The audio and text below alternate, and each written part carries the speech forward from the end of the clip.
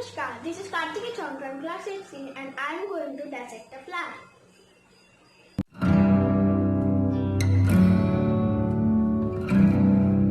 We are going to dissect a hibiscus flower.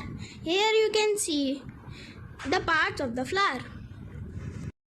Step 1. Remove the flower from the plant. You can use scissors or your hands.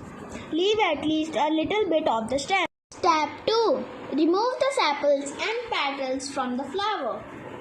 Use your hands to pull each one down towards the stem. Step 3. Remove the anthers and their stems. Either pull them off with your hands or slice them off with a scalpel. Step 4. Slice the stamens and anther in half with a scalpel. Be very gentle because the anther is very small and fragile. Inside you will find pollen and pollen grains. Step 5. Pin the flower through dissection board. This will help stabilize your flower while you dissect its ovary. Step 6. Slice the stigma down the middle with a scalpel. Start at the tip of the stigma and move down through the end of the stem. Remove the pins when you reach them.